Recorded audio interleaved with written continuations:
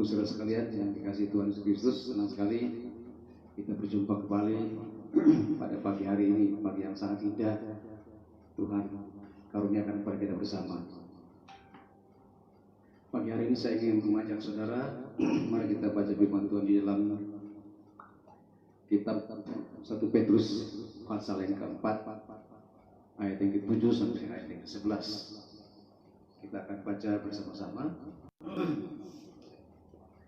1 Petrus pasal yang keempat, ayat yang ke-7 sampai 11. 1 Petrus pasal yang keempat, ayat ke-7, firman Tuhan berkata, hidup orang Kristen. Ayat yang ke-7, kesudahan segala sesuatu sudah dekat.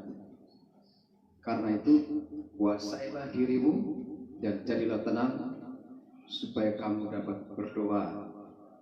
Tetapi yang terutama, kasihilah sungguh-sungguh seorang akan yang lain, sebab kasih menutupi banyak sekali dosa. Berilah tumpangan seorang akan yang lain dengan tidak bersungguh-sungguh. Layanilah seorang akan yang lain sesuai dengan karunia yang telah diperoleh tiap-tiap orang sebagai pengurus yang baik dari kasih karunia Allah. Jika ada orang yang berbicara, baiklah ia berbicara sebagai orang yang menyampaikan firman Allah. Jika ada orang yang melayani, baiklah ia melakukannya dengan kekuatan yang dianugerahkan Allah, supaya Allah dimuliakan dalam segala sesuatu, karena Yesus Kristus ialah yang mempunyai kemuliaan dan kuasa sampai selama-lamanya. Amin. Demikian jawab firman Tuhan, dan berbahagialah setiap kita yang membaca, merenungkan, dan melakukan dalam kehidupan sehari-hari. Bapak Ibu Saudara dikasihi Tuhan Yesus, pada pagi hari ini saya mau share tentang 7 kewajiban orang percaya dalam menghadapi akhir zaman. Sebagaimana kita ketahui bersama bahwa surat Petrus ini menarik sekaligus menakutkan. Dia menarik karena bicara tentang kewajiban orang percaya, tetapi dalam suasana menghadapi suasana yang tidak menyenangkan. Kenapa tidak menyenangkan? Karena pada saat itu Petrus menulis dalam suasana yang tidak kondusif. Karena umat Tuhan sedang dalam masa penganiayaan, penderitaan yang cukup hebat dialami oleh umat Tuhan pada saat itu. Oleh karena itu Petrus tampil sebagai seorang pemimpin umat pada waktu itu untuk menenangkan jemaat Tuhan yang sedang menghadapi masa-masa yang sukar dan sulit. Nah, kalau kita perhatikan bersama bahwa di dalam Injil, maksud saya dalam kitab 1 Petrus ini menarik, karena Petrus ingin menampilkan konsep Yahudi. Konsep Yahudi adalah bahwa yang dimaksud dengan kesudahan segala sesuatu diawali dengan periode penderitaan yang hebat dan kesengsaraan yang tiada akhir. Itulah konsep Yahudi. Jadi masa aniaya yang sedang menimpa umat Tuhan pada saat itu membuat Petrus harus berdiri dan dia harus berbicara menenangkan seluruh umat Tuhan sebagai petunjuk untuk menghadapi masa-masa yang sangat sulit itu pada saat itu. Nah, saudaraku yang dikasihi Tuhan Yesus, menarik bagi saya untuk membahas kitab ini atau petunjuk dari Petrus ini, karena kita ketahui bersama bahwa saat ini kita juga sedang dalam kesulitan. Kita harus jujur bahwa pandemi COVID-19 belum selesai. Bahkan masih banyak yang terpapar, walaupun tidak sehebat dari awal-awal, tetapi masih cukup besar pengaruhnya atau dampaknya terhadap orang Indonesia pada umumnya. Nah, itu sebabnya sebagai orang percaya, mari kita melihat bagaimana kita menyikapi atau menyiasati masa-masa yang sukar dan sulit pada akhir zaman ini. Apalagi kondisinya sekarang ini, kita harus akui bahwa kita sedang dalam masa yang di akhir zaman, masa yang di akhir, sehingga kita harus bersikap, kita harus pandai-pandai memanfaatkan waktu dan kesempatan yang diberikan kepada kita untuk bagaimana kita bersikap sebagai orang percaya menghadapi masa-masa yang sukar, masa-masa yang sulit, atau masa-masa yang betul-betul sedang dialami oleh umat Tuhan dan seluruh umat yang ada di seluruh dunia, termasuk Indonesia. Nah itu sebenarnya sharing saya firman Tuhan pada pagi hari ini mengenai ada 7 kewajiban-kewajiban sesuai dengan petunjuk dari Petrus kepada umat Tuhan untuk menghadapi masa-masa yang tidak kondusif pada akhir zaman ini. Mari kita lihat bersama-sama. Pertama, kita perhatikan di dalam ayat yang 7. Bisa dikatakan ayat yang 7, kesudahan segala sesuatu sudah dekat. Kesudahan segala sesuatu sudah dekat. Ini konsep Yahudi dan pakai. Jadi kalau Petrus bicara tentang kesudahan segala sesuatu, karena mereka sedang mengalami periode penderitaan yang begitu hebat dan kesengsaraan yang tiada akhir pada saat itu. Itu sebabnya Petrus mau tidak mau dia harus bicara bahwa kesudahan segala sesuatu sudah dekat. Dalam konteks masa kini juga kita harus percaya bahwa kita sedang dalam keadaan yang terakhir, di masa-masa yang terakhir.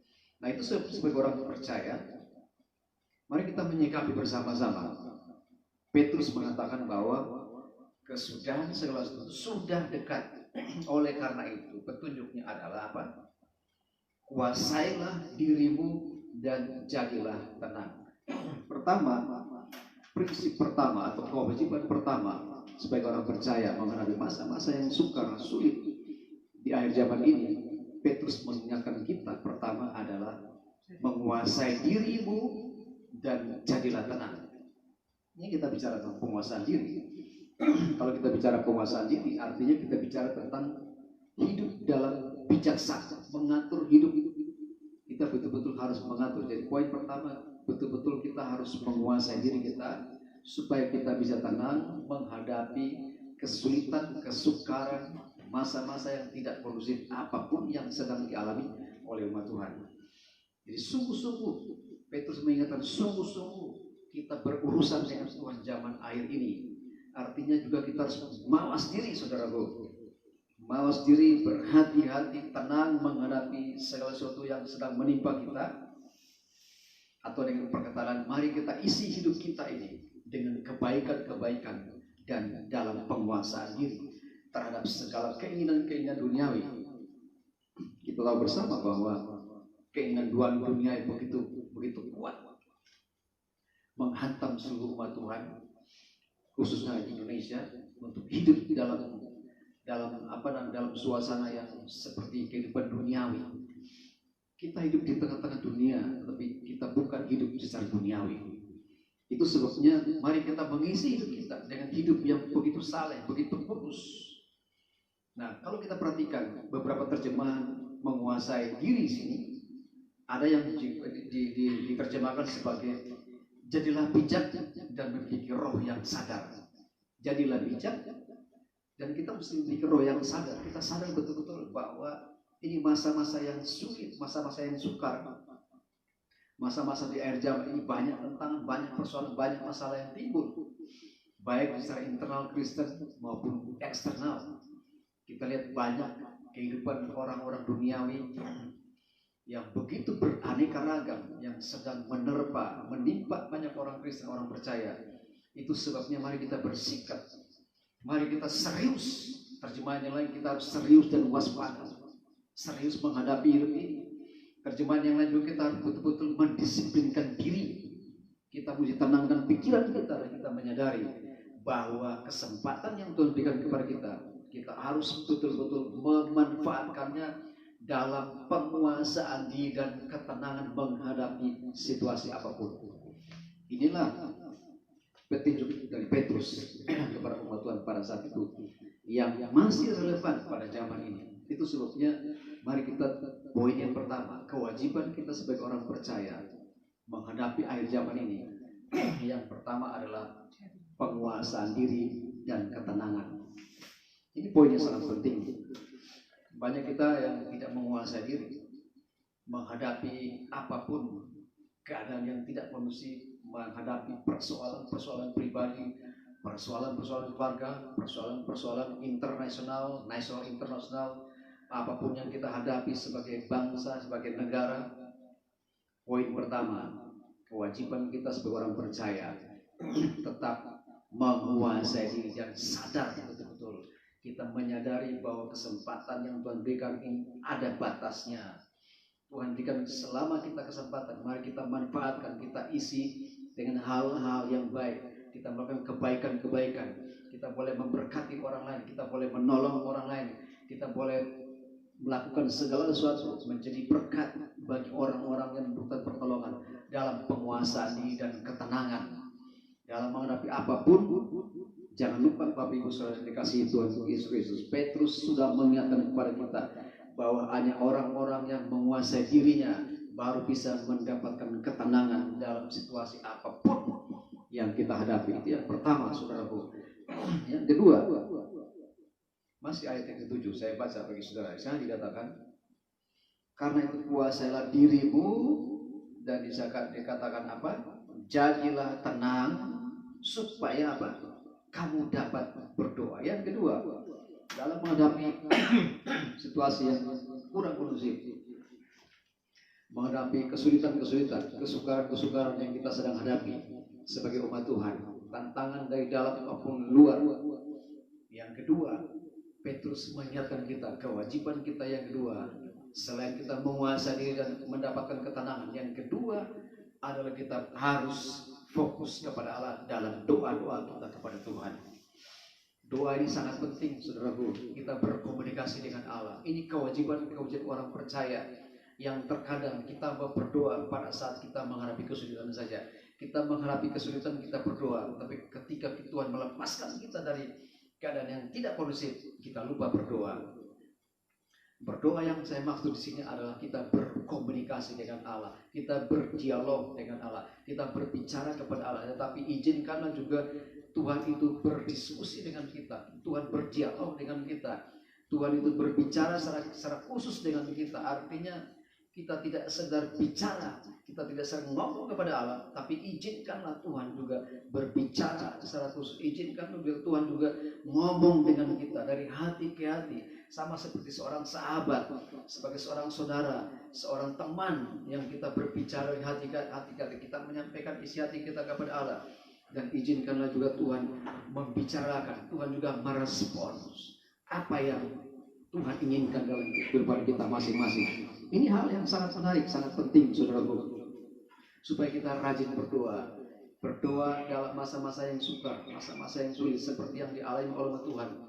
Petrus mengingatkan kepada umat Tuhan untuk tetap menguasai diri, dan yang kedua harus berkomunikasi dengan Allah, tetap berdoa. Berdoa sampai kapan, saudaraku? Ada orang bertanya kepada saya, Pak Pendeta, saya harus berdoa sampai kapan? Kita berdoa sampai Tuhan datang menolong kita. Kita terus berdoa sampai kapan? Sampai tangan Tuhan menjamah kita. Kita berdoa sampai kapan? Sampai tangan Tuhan melepaskan kita dari segala situasi yang sulit apapun, situasi yang sukar apapun. Kita terus berdoa untuk apa? Supaya Tuhan melepaskan kita. Kita berkomunikasi dengan Allah. Kita terus melakukan apa-apa yang harus kita lakukan dengan bersama-sama dengan Allah. Ini hal yang sangat penting, saudaraku. Jadi jangan sampai kita meremehkan hal-hal yang seperti ini, hal-hal tentang doa, berdialog, berbicara kepada Allah, dan izinkanlah Tuhan pun bicara kepada kita, saudaraku. Begitu banyak orang Kristen yang hanya berdoa, menyampaikan isi hatinya kepada Allah, tetapi begitu jarang mereka membiarkan telinga rohani mereka untuk mendengarkan Tuhan merespons, Tuhan menjawab, Tuhan menanggapi apa yang kita sampaikan kepada Allah. Ini hal yang sangat penting sebagai orang yang percaya kepada Tuhan.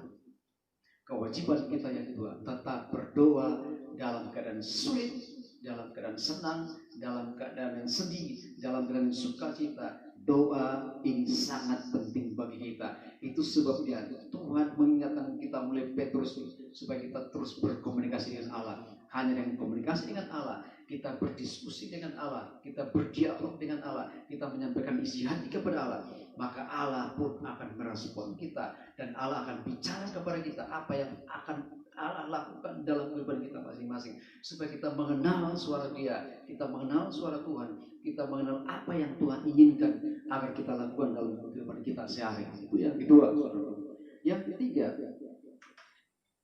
saya baca bagi ayat yang ke-8, saya dikatakan, tetapi yang terutama kasihilah sungguh-sungguh seorang akan yang lain, sebab kasih menutupi banyak sekali dosa, saudaraku. Yang ketiga, kewajiban orang percaya dalam menghadapi situasi yang sukar dan sulit pada akhir zaman ini. Yang ketiga, Petrus ingatkan kepada umat Tuhan. Petrus ingatkan kepada kita sekalian, bukan segera kita menguasai diri, tidak segera kita rajin berdoa, berkomunikasi dengan Allah. Tapi yang ketiga, Alkitab mencatat sini adalah kita mesti kasihilah sungguh-sungguh seorang akan yang lain, saudaraku. Kenapa Petrus tekankan ini? Karena dalam keadaan yang sukar dan sulit, orang hanya mementingkan dirinya sendiri. Dalam keadaan yang tidak kondusif, orang akan memprioritaskan dirinya sendiri. Tetapi Petrus mengingatkan kepada kita supaya kita saling mengasihi, merupakan ciri khas orang percaya. Inilah yang membedakan. Saya beritahu saudara, inilah yang membedakan orang yang percaya, orang yang Kristen, orang yang takut akan Allah, dan orang yang tidak takut akan Allah. Orang percaya, orang Kristen selalu mengutamakan kasihilah sesama manusia seperti dirimu sendiri. Artinya apa? Kalau kita sulit, kita harus ingat orang lain. Kalau orang lain sedang sulit, kita juga mengingat bahwa kita juga pernah sulit.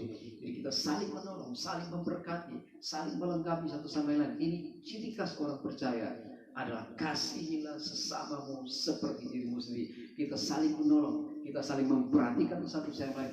Hanya kasih, saya beritahu sama saudara, hanya kasih yang sempurna yang dimiliki oleh orang Kristen. Hanya kasih yang sempurna yang dimiliki oleh orang percaya. Hanya kasih yang sungguh-sungguh datang daripada Allah, yang dialami oleh orang percaya, orang Kristen, yang bisa menebar kasih kepada sesamanya. Saya beritahu sama saudara, orang Kristen itu ciri khasnya adalah mengasihi. Kasih yang ditampilkan bukan ejekan, bukan olokan, bukan hal-hal yang tidak berkenan kepada Allah, tapi kasih itu sungguh-sungguh Allah cerminkan melalui kehidupan kita orang percaya. Sehingga apa yang kita kerjakan, apa yang kita lakukan merupakan ciri khas dari orang-orang yang takut akan Allah, orang-orang yang dipenuhi dengan kasih Allah, orang-orang yang sungguh-sungguh telah menerima kasih Allah, orang-orang percaya, orang-orang Kristen yang sudah menikmati kasih Allah. Dia tidak akan tahan menebar kasih itu kepada sesamanya. Ini hal yang ketiga, ini kewajiban orang percaya. Kita menebar apa? Bukan menebar kecantikan kita, bukan menebar kegantengan kita, tapi menebar kasih. Karena hanya kasihlah, mulai kasihlah orang-orang. Yesus mengingatkan kita, jika kamu saling mengasihi, itulah tanda orang-orang yang percaya. Itulah tanda kamu murid-muridku. Kalau kamu saling mengasihi satu sama lain, tanda ciri khas kewajiban orang percaya adalah mengasihi saudara sendiri, mengasihi orang-orang yang belum percaya. Mengasihi merupakan ciri khas utama dari orang-orang yang takut akan Allah. Itu sebabnya Petrus mengingatkan kepada kita bahwa kasih tidak boleh pudar. Kita perhatikan zaman sekarang ini, begitu banyak pudarnya kasih Allah. Kita lihat di mana-mana orang hanya egois, mementingkan dirinya sendiri, tidak peduli kepada orang lain. Kenapa? Karena kasih mulai pudar, kasih mulai luntur, saudaraku. Tetapi orang percaya, saya beritahu sama saudara, orang percaya kasihnya tetap melekat. Kenapa? Karena kasih Kristus melekat dalam kehidupan kita, dan kita bisa menebar kasih kepada orang lain. Kenapa? Karena kita sudah menikmati kasih yang sempurna.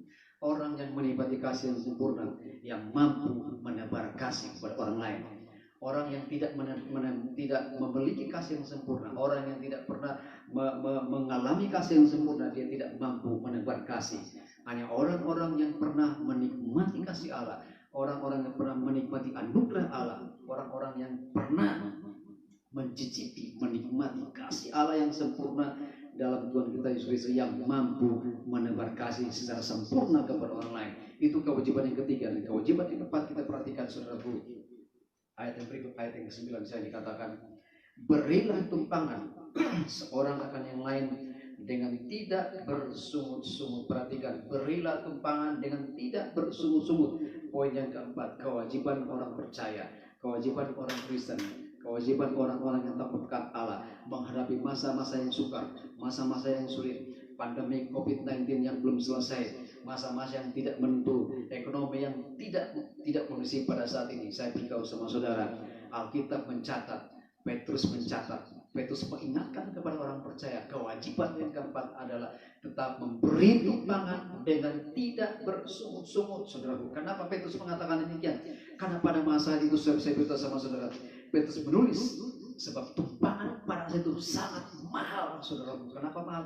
Karena banyak orang percaya dianiaya, penderitaan, diusir, dianiaya, dan mereka harus meninggalkan rumah mereka, meninggalkan harta mereka, sehingga tidak ada harapan. Itu sebab Petrus mengingatkan kepada umat Tuhan pada saat itu, jika ada orang yang datang meminta tumpangan kepada rumah saudara, kita harus buka diri, saudaraku, memberikan tumpangan dengan tidak bersungguh-sungguh. Konsepnya adalah kita hanya memberikan tumpangan kepada keluarga kita. Benar gak? Biasanya orang memberikan tumpangan rumahnya kepada orang-orang yang ada hubungan sanak keluarga, ada hubungan kekerabatan, kekeluargaan, yang kita beri tumpangan.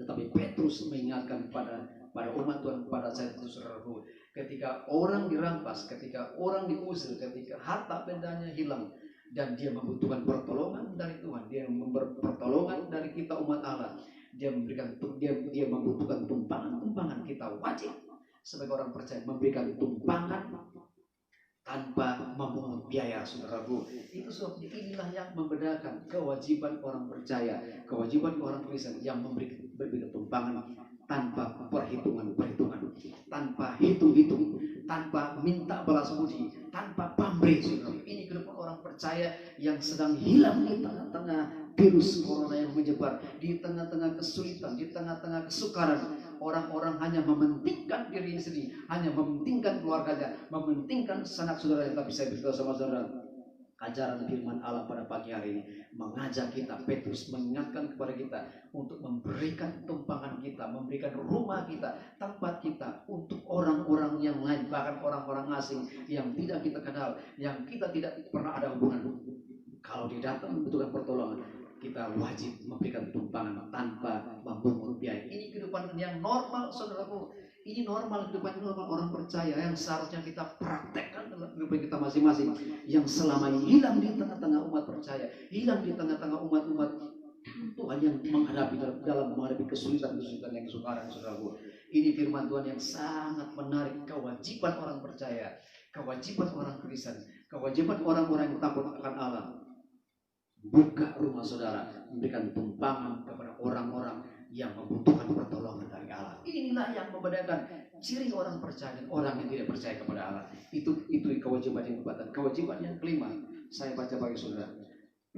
Masih ayat yang 10. Saya katakan, layanilah seorang akan yang lain sesuai dengan karunia yang telah diperoleh tiap-tiap orang sebagai pengurus yang baik dari kasih karunia Allah. Yang kelima, layanilah seorang akan yang lain, saudaraku. Artinya gunakan semua potensi dan karunia yang kita miliki untuk melayani orang lain tanpa menganggap diri kita sebagai bos, tanpa menganggap diri kita sebagai tuan, tanpa menganggap diri kita sebagai majikan yang harus dihormati. Namun kita harus membedakan, kita harus menampilkan diri kita sebagai orang-orang yang takut akan Allah, sebagai pengurus-pengurus dalam gereja Tuhan, sebagai pengurus-pengurus dalam keluarga Allah, untuk memberikan pelayanan yang terbaik, melayani dengan sungguh-sungguh, melayani seorang akan lain dengan tidak bersungguh-sungguh, dengan melayani dengan hati yang murni, hati yang kudus, hati yang betul-betul polos di hadapan Allah, seolah-olah kita sedang melayani Allah. Inilah ciri khas, saudaraku. Inilah kewajiban yang kelima bagi orang percaya pada zaman itu ketika mereka sedang menghadapi tantangan yang hebat. Petrus mengingatkan kita dalam menghadapi tantangan yang hebat sekalipun, ciri khas orang percaya tidak boleh lenyap. Kewajiban orang percaya tidak boleh lenyap oleh karena dihantam oleh badai, dihantam oleh tantangan, dihantam oleh berbagai persoalan masalah apapun yang sedang menerpa kita. Ciri khas kita, kewajiban orang percaya yang kelima, tetap memberikan hatinya untuk melayani orang lain tanpa pamrih, saudara. Inilah yang membedakan, saudaraku. Jangan kita melayani orang karena orang itu baik sama kita. Jangan kita memperhatikan orang lain oleh karena orang itu punya pamrih sama kita. Jangan kita peduli kepada orang karena kita punya motivasi yang lain, kita punya keinginan yang lain terhadap orang tersebut. Tetapi Alkitab mencatat Layanilah seorang akan yang lain yang tidak bersungut-sungut. Layanilah dengan potensi karunia kemampuan yang Tuhan berikan kepada saudara dan saya untuk menampilkan kehidupan yang berbeda dari orang-orang yang tidak percaya. Inilah saya beritahu sama saudara, inilah yang membedakan orang yang percaya, orang yang mengaku ini sebagai Tuhan, dan orang yang tidak percaya kepada Yesus. Orang yang tidak percaya kepada Yesus, dia nolong orang lain, ada hitung-hitungannya. Tapi saya beritahu orang percaya, dia melayani orang lain, dia memberikan pertolongan kepada orang lain tanpa hitung-hitungan. Kenapa? Karena dia sudah dihitung terlebih dulu oleh Allah. Dia sudah mengetahui begitu besar kasih Allah terhadap dirinya, sehingga dia wajib menolong orang lain. Dia wajib melayani orang lain, sama seperti dia melayani Tuhan yang sudah melayani dia terlebih dahulu. Ini konsep Kristiani yang sedang hilang di tengah-tengah keadaan yang sulit pada akhir zaman ini. Anda perhatikan saudaraku, kehidupan seperti ini memang tidak mudah untuk dilakukan. Banyak berteori, banyak kita berteori, tetapi prakteknya masih di tanda tanya besar. Itu sebabnya mari kita bersama-sama sesuai dengan firman Allah kita baca pada pagi hari ini. Petrus selalu mengingatkan kepada umat Tuhan bahwa layanilah seorang akan yang lain tanpa bersungut-sungut. Melayani mereka dengan sungguh-sungguh hati, dengan hati yang kudus, hati yang murni daripada, karena Allah memperhitungkan semua yang kita lakukan kepada orang-orang yang tidak mengenal Allah, orang-orang yang tidak percaya. Apapun yang kita kerjakan, semuanya dinilai, diperhitungkan, dihitung oleh Allah yang begitu hebat, mengetahui secara tepat apa yang kita kerjakan. Itu sebabnya yang kelima, saudaraku, mari sekali lagi, layanilah seorang akan yang lain. Yang keenam, kewajiban yang keenam. Saya baca bagi saudara ayat yang ke-11 yang dikatakan, jika ada orang yang berbicara, baiklah ia berbicara sebagai orang yang menyampaikan firman Allah. Yang keenam, saudaraku, jika seorang berbicara, bicaralah seperti menyampaikan firman Allah. Kenapa Petrus mengingatkan demikian? Karena ketika orang dalam kesulitan, orang tidak bisa ngomong secara baik. Ketika orang dalam kesulitan besar, mulutnya tidak bisa mengucapkan berkat kepada orang lain. Ketika kita dalam kesulitan besar, kita selalu mengutuk orang lain, bahkan kita mempersalahkan orang lain. Bahkan ada orang yang ketika menghadapi kesulitan mengutuk nama Tuhan, mempersalahkan Tuhan, seolah-olah Tuhan tidak adil, seolah-olah Tuhan meninggalkan dia, seolah-olah Tuhan tidak peduli kepada dia. Tetapi Alkitab mencatat, Petrus mengingatkan kepada kita pada pagi hari ini, kewajiban kita sebagai orang percaya, sebagai orang yang takut akan Allah. Yang keenam, kalau kita berbicara, berbicaralah sebagai orang yang menyampaikan firman Allah. Orang yang menyampaikan firman Allah artinya kata-kata penghiburan, kata-kata yang menguatkan, kata-kata yang membangkitkan orang lain, bukan menghancurkan, bukan melemahkan, bukan menghancurkan firman orang lain, tapi sungguh-sungguh kalimat, kata dan kalimat yang kita ucapkan, yang kita bicara kepada orang lain sama seperti menyampaikan firman Allah. Isinya adalah apa? Isilah firman Allah. Isi firman Allah adalah menyampaikan isi hati Allah, menyampaikan kabar baik, kabar sukacita, kabar yang menghidupkan orang lain, kabar yang membangkitkan semangat orang lain, kabar yang betul-betul menarik orang lain dari kegelapan menuju terang yang ajaib. Dengan perkataan lain, mari kita lakukan dengan cara apa? Jauhkan kata-kata yang tidak berkenan kepada Allah. Jauhkan kata-kata yang tidak memuliakan Allah. Jauhkan kata-kata yang mendiskreditkan orang lain. Jauhkan kata-kata yang menghakimi orang lain. Jauhkan kata-kata yang tidak berkenan kepada Allah, yang hanya melemahkan, menghancurkan, tidak menghidupkan orang lain. Justru di tengah-tengah virus pandemi, di tengah pandemi virus COVID-19, di tengah-tengah kesulitan besar, di tengah-tengah hantaman persoalan masalah ekonomi yang menekan kita dengan segala kesulitan-kesulitan yang kita beritahu sama saudara, masih ada orang Kristen yang berani bicara seperti berbicara firman Allah, mengucapkan kata-kata yang menghibur, mengucapkan kata-kata yang membangkitkan semangat orang lain. Ini yang diperlukan pada masa yang sukar dan sulit. Kata-kata yang menghibur, saudaraku, kata-kata yang membangkitkan orang lain, kata-kata yang menghidupkan orang lain supaya dia bangkit dari kelemahannya, bangkit dalam kelemahannya, bangkit dalam segala hal yang sulit, menjadi orang-orang yang jadi pemenang. Orang-orang percaya menjadi orang-orang yang pemenang. Pemenang kenapa jadi pemenang? Karena dia mampu mengatakan kata-kata yang positif, mengatakan kata-kata yang baik, kata-kata yang menghibur orang lain, saudaraku. Di tengah-tengah kesulitan, banyak orang hanya mengucapkan kata-kata yang negatif. Hate speech di mana-mana, medsos di mana-mana, makian, ujaran-ujaran kebencian itu terjadi di mana-mana, mempersalahkan orang lain seolah-olah orang lain salah, dia yang benar.